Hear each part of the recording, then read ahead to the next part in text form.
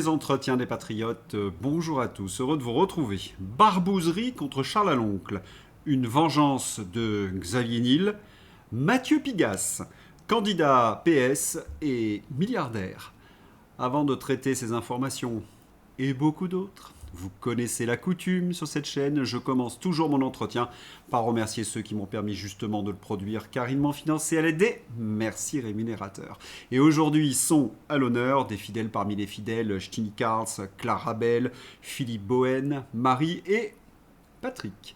Merci à eux du fond du cœur. Et puis je tenais à vous remercier pour votre soutien incroyable. Oui, il faut aider la réinformation en ces temps de très graves menaces sur la liberté d'expression.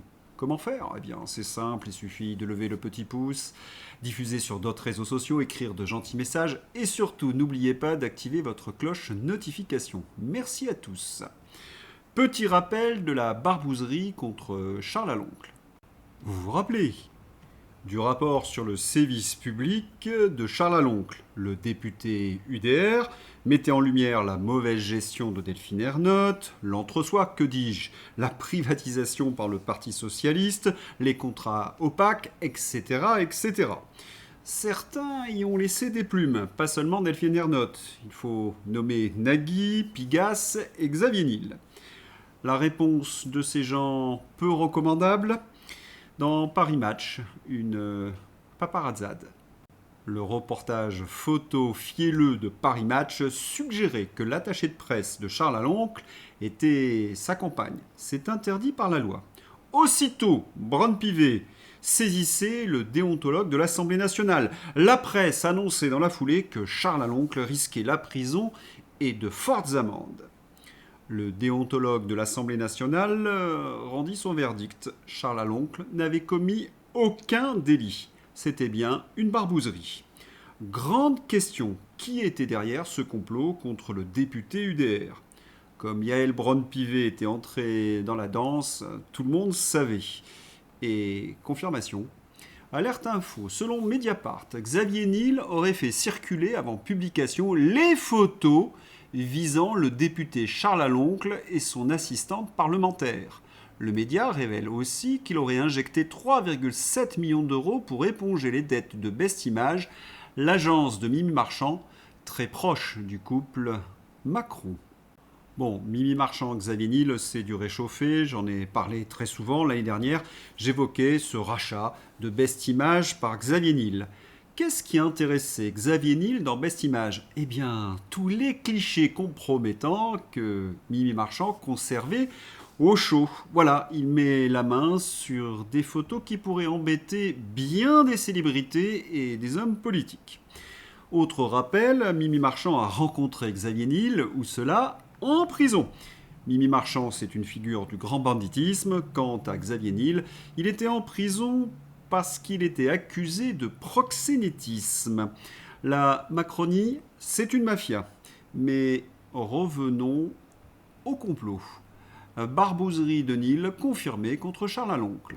Photo à peine publiée dans Paris Match, Yael Braun-Pivet saisissait le déontologue de l'Assemblée, interpellé par une petite frappe d'ailleurs, multirécidiviste, Cory Le Guen.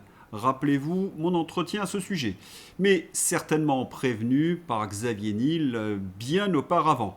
Et après, bombardement dans tous les journaux de Xavier Niel et Pigasse qui ont matraqué l'information en boucle. Le Monde, l'Obs, Télérama, l'Huffington Post, ainsi que France Inter et France Info. Il n'y a rien à dire, c'est un complot bien huilé. Charles Aloncle.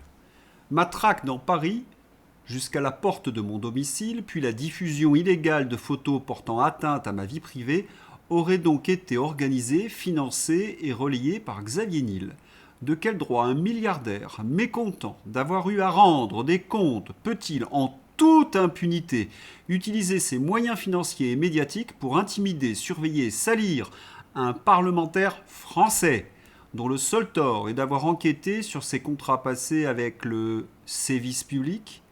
Avez-vous d'ailleurs entendu la moindre réaction de la présidente de l'Assemblée nationale, pourtant si prompte, il y a 10 jours encore, à légitimer cette opération de déstabilisation parlementaire? Si certains pensent que ces méthodes mafieuses me feront taire, ils se trompent. Je continuerai à exercer mon mandat avec la même détermination. Et si défendre les intérêts des Français exige d'en payer un prix, je l'assumerai. Si les faits reprochés à Xavier Niel sont exacts, c'est très grave. C'est sanctionné bien évidemment par le Code pénal. L'infraction principale est celle de l'article 433.3 du Code pénal, menaces et actes d'intimidation contre personnes exerçant une fonction publique, et particulièrement, vous vous en doutez, les députés. Actes d'intimidation, violence ou vengeance, 10 ans d'emprisonnement et 150 000 € d'amende. N'oublions pas que Xavier Niel a un casier judiciaire, c'est donc un récidiviste. Doit-il retourner en prison donc ? Xavier Niel est cet homme d'affaires très douteux. Il a commencé dans les années 90 avec le Minitel Rose, les livres interdits aux moins de 18 ans, si vous voyez ce que je veux dire, et les sex shops. Son père spirituel, son mentor, celui qui l'a lancé dans les affaires, qui lui a d'ailleurs légué une grande partie de ses sociétés, fut condamné pour proxénétisme. Xavier Niel échappa à la condamnation. Étonnant lorsqu'on sait que Xavier Niel palpait également l'argent en liquide de ces dames. Par la suite, il fut le fondateur de Free, l'opérateur téléphonique. Xavier Niel est marié à la fille de Bernard Arnault, c'est un très proche donc d'Emmanuel Macron. Le contrat sur Charles Aloncle s'est passé par France Télévisions et Media One, possédé par Xavier Niel et Mathieu Pigasse.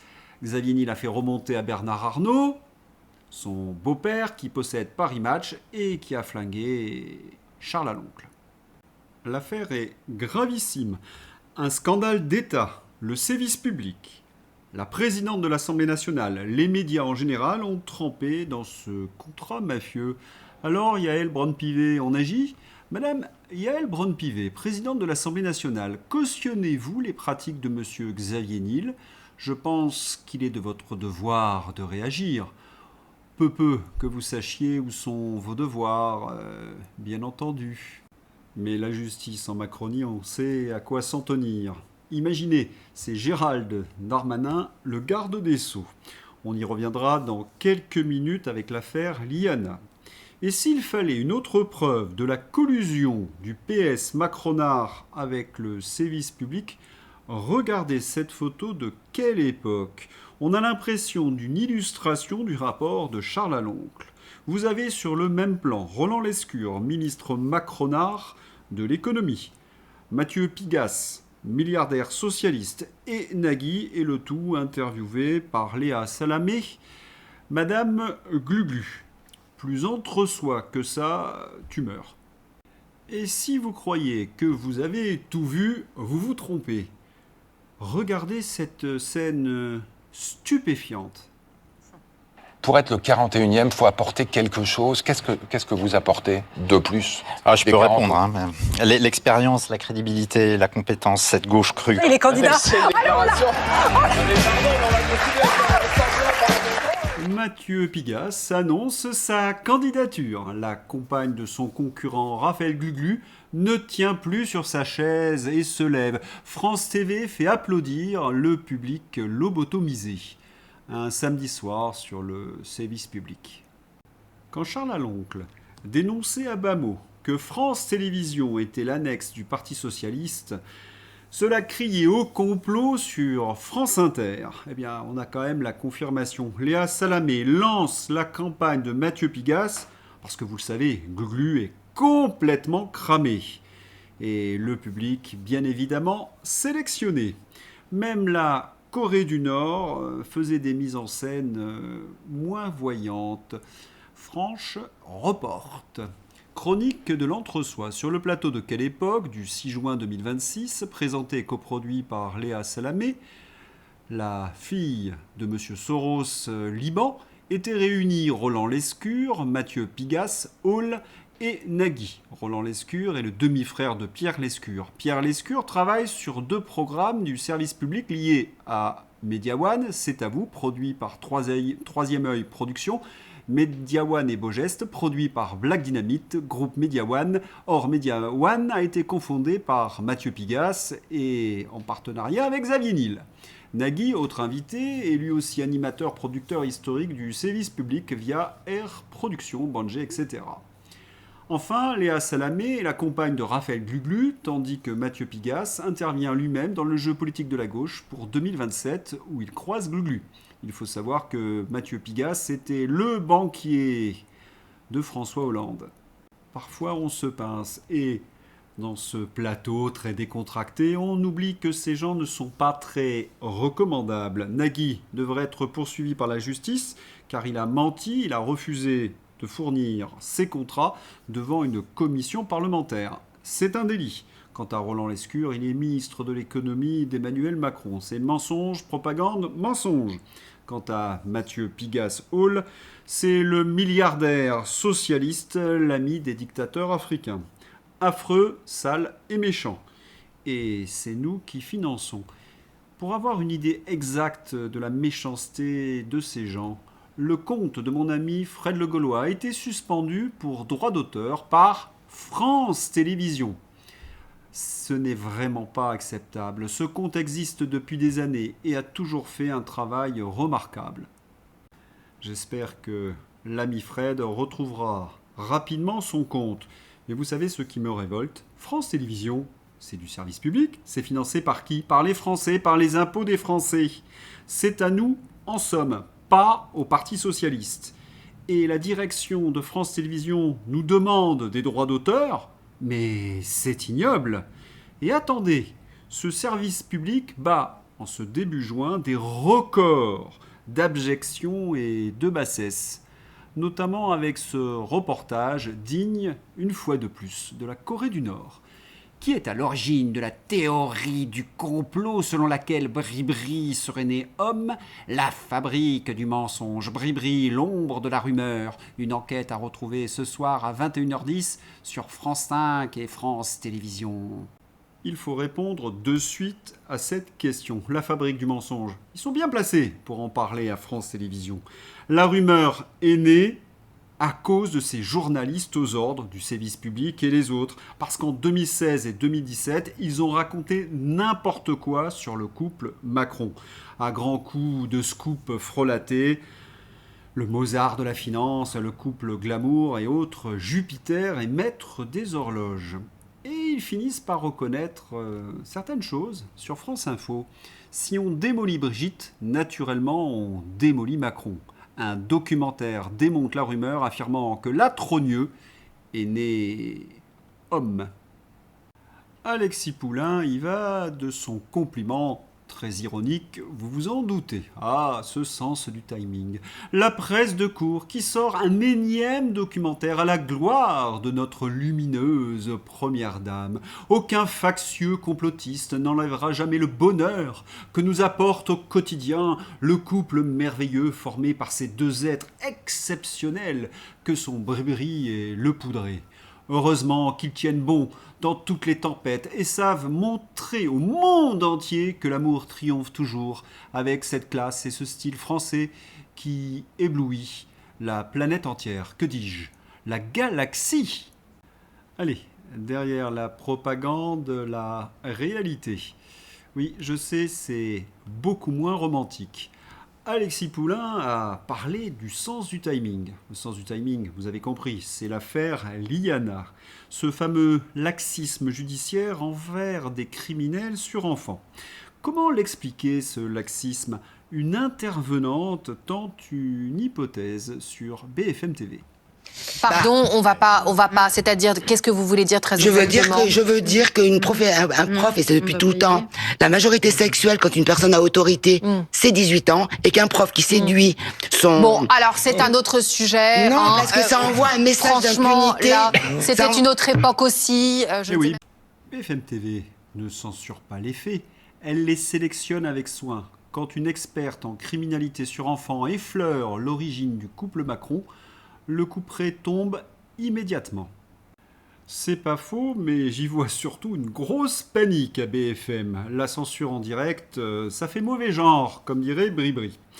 Mais avec l'affaire Liana, la Macronie est dans la nasse. Comment s'en sortir? Toujours la même méthode, reprendre à son compte les reproches de l'opposition. C'est ignoble, mais cela marche. Merci les journalistes aux ordres, par exemple de LCI. Fonctionnement. Et que nous ne pouvons pas ne pas voir que des failles se sont révélées. Il faut maintenant les clarifier. Et donc, La situation est tellement dramatique et c'est un véritable scandale. Même Macron avoue qu'il y a un dysfonctionnement, des failles se sont révélées. Il faut maintenant les clarifier, c'est inacceptable. Il n'était pas très à l'aise, le poudré. La défense toute pourrie. Il reprend à son compte le mot dysfonctionnement et inacceptable. Et il y ajoute des formes passives pour fuir toute responsabilité. Des failles révélées, Manu? Mais la faille, les failles se nomment peut-être Dupond-Maserati, Darmanin et toi? Non, car pour avoir failli, vous avez failli. Et on apprend dans le même temps dans le dossier Liana. Jusqu'à la mort de Liana. Regardez ce que confie un proche des investigations aux Parisiens. On ne peut pas dire que les gendarmes de cette brigade étaient débordés par des procédures lourdes et graves. Le stock de dossiers criminels était vide, sauf celui de Jérôme Barella. Quelle est votre réaction quand vous lisez ça? Parce que c'est un véritable scandale. On apprend que Barella aurait dû être interpellé en février 2026, 3 mois avant le drame, à la demande d'un magistrat adressé aux gendarmes de la commune de Lectoure. Une source proche du dossier dira même que la brigade n'était pas débordée. Pourquoi personne n'a bougé le petit doigt pendant les 3 mois qui ont précédé l'assassinat de Liana? Qui a donné l'ordre aux gendarmes de ne pas intervenir? Je ne sais pas vous, mais j'ai comme une idée. Écoutez cette autre affaire. Suite à des témoignages, un professeur est soupçonné d'attouchement et plus sur des élèves. Ce professeur ne sera pas inquiété durant de longs mois, protégé par le rectorat, par le recteur. Olivier Brandouille, lui, est visé par une enquête pour non-dénonciation de crimes sexuels. Devenu d'abord directeur adjoint du cabinet de Gabriel Attal au ministère de l'Éducation nationale, il a été nommé il y a quelques jours conseiller jeunesse du Premier ministre Sébastien Lecornu. Oui, c'est un système. Plus tu étouffes des affaires, plus tu es promu au plus haut niveau. Après l'affaire Jacques Lang, Duhamel, Epstein, certains ont encore des doutes. Écoutez le cynisme du poudré en 2022 contre Marine Le Pen. Toutes les politiques que j'ai défendues, mais aussi de mieux les protéger. Et la protection de l'enfant sera au cœur des 5 années qui viennent. Leur solitude, parfois leurs doutes, leurs difficultés. La protection de l'enfant sera au cœur des 5 années qui viennent. Je ne sais pas vous, mais des hauts le cœur, l'abominable bonhomme. Car enfin, vous vous rappelez du contexte? Nous étions en 2022, après tous ces confinements qui ont enfermé nos enfants, les masques dans les classes, à l'extérieur, l'impossibilité de tous ces gamins d'aller jouer, les retards cognitifs qui ont été consécutifs, et ce pchout de force, alors que le bénéfice-risque n'était pas du tout favorable à nos enfants. Et il a osé le poudrer. Comme si le bourreau nous expliquait qu'il allait recoller les têtes. Et avec ce ton inspiré, allez, je crois que ça revient.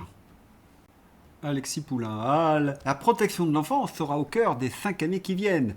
Sabotage de la Civise, scandale de l'ASE, Betaram, plus de plaintes pour agression sexuelle sur mineurs classées sans suite que jamais, hommage à Jacques Lang, Epstein, pas une affaire française, et Dupond-Moretti ou Darmanin, garde des Sceaux. Un système d'impunité, une tartufferie écœurante sans nom. Rien d'autre. Et les chiffres sont sans appel. Les violences sexuelles sur mineurs ont explosé sous Emmanuel Macron. Et face à la colère, le gouvernement communique, s'agite, remue du vent. Ils doivent vraiment avoir la trouille. 70 000 plaintes revues en 1 mois. Je ne sais pas si c'est possible, mais c'est assez surprenant comme annonce, explique Emmanuel Franck, avocate pénaliste. On se donne 1 mois pour revoir les 70 000 plaintes concernant les enfants. On va prendre ressort par ressort toutes les plaintes. Et on convoque les procureurs, on fait des conférences de presse, oui, on brasse de l'air. Mais les véritables mesures ne sont pas prises. La première, la démission des responsables comme Darmanin ou Nunez avec les émeutes du PSG. Et si vous êtes des fidèles parmi les fidèles de ces entretiens, vous savez qu'il n'y a pas un jour sans un scandale XXL contre la Macronie. Tout ce petit monde devrait dormir à l'ombre. Mais le système est tellement verrouillé de l'intérieur, journalistes, magistrats et politiques, que pour l'instant cela tient. Mais pour combien de temps ? Dans la presse, 26%, la cote de confiance d'Emmanuel Macron est au plus haut depuis un an. Et dans le même temps, les cessations d'activité dépassent leur niveau d'avant la crise sanitaire. Je vous le dis, cette propagande ne peut plus durer. Il y a un trop grand écart entre ce que nous proposent les journalistes et la réalité. Le 6 juin, les commémorations. Ils étaient américains, britanniques, canadiens, belges, luxembourgeois, néerlandais, norvégiens, danois, polonais, tchécoslovaques, australiens, néo-zélandais, sud-africains, français. Pas un mot sur les 27 millions de Russes qui ont laissé leur vie sur le front Est pour nous sauver de cette abominable chose. Vous êtes tout simplement pitoyables. Et en attendant, le grand cirque est à venir le 14 juillet. Et pendant ce temps-là, Roland Garros, le triomphe de la paix. Enfin, Mira. La Russe Mira a remporté Roland Garros ce samedi en battant la Polonaise en finale. Pourtant, son hymne national n'a pas été joué lors de la cérémonie de remise des trophées. Depuis quand un sportif doit-il être tenu responsable des décisions de son gouvernement ? Le mérite sportif devrait être respecté, quelle que soit la nationalité du vainqueur. À force de vouloir faire de chaque compétition un acte politique, on finit par dénaturer ce qui fait la grandeur du sport, le talent, l'effort et le respect de l'adversaire. Il faut savoir que c'est une décision de la Fédération de tennis. Mais la France se serait honorée de jouer l'hymne russe. Ça serait un signe de paix. Mira, quoi. Alexandre Delval sur le conflit à l'Est. Par contre, Zelensky nous entraîne dans une guerre. Je pense que Poutine ne tombera pas dans le piège. Le but de Zelensky, c'est entraîner des pays de l'OTAN dans cette guerre, ce qui ne fonctionnera pas parce qu'aucun pays de l'OTAN, à part peut-être les Polonais, voudront entrer dans la belligérance. Mais Zelensky veut nous entraîner. C'est aussi le but de l'Union européenne qui a besoin de cette guerre pour avoir son armée européenne et de Macron pour zapper 2027 si possible.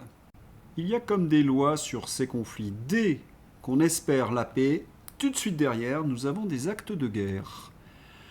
Le Premier ministre Netanyahou accepte la demande du président américain Trump de ne pas répondre à l'attaque de l'Iran contre le nord d'Israël, rapportent les médias israéliens. Les Iraniens avaient tapé sur Israël pour répondre à une attaque d'Israël au Liban.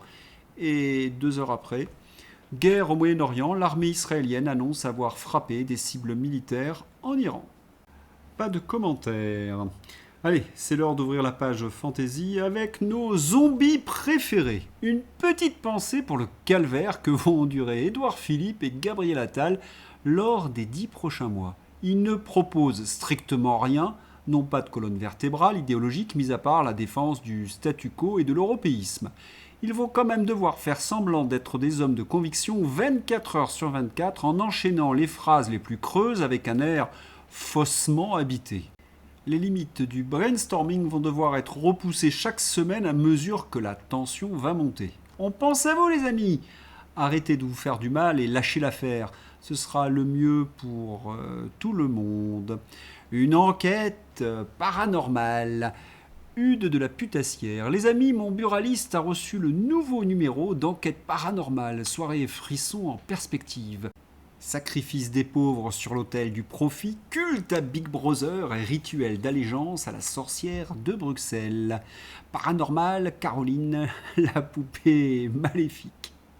Le gouvernement agit. Sébastien Lecornu réfléchit à organiser un Grenelle des réunions de crise. Évidemment, site parodique. Bernadette nous a quittés. Ah zut, Bernadette. La justice et la police ont les mêmes priorités en France et en Angleterre. La police ne se déplace plus pour les agressions hebdomadaires sur le personnel d'un supermarché, mais arrive 3 minutes après une fausse accusation de racisme. L'employé accusé fut menotté et détenu pendant des heures. France. Les parents d'enfants victimes d'agressions disent se sentir souvent livrés à eux-mêmes.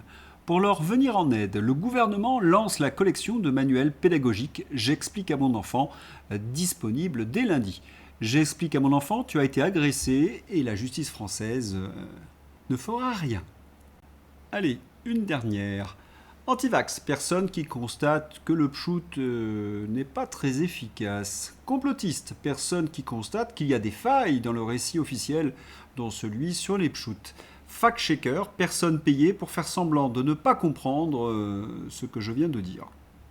C'est tout pour la page Fantaisie, mais avant de se quitter, un très beau texte que vous retrouvez dans ma description d'Antoine Guénaud.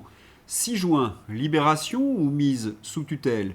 Et vous voudriez que j'aille commémorer leur débarquement alors qu'il était le prélude à une seconde occupation du pays? Charles de Gaulle. Voilà, je vous souhaite une excellente journée, à bientôt, au revoir.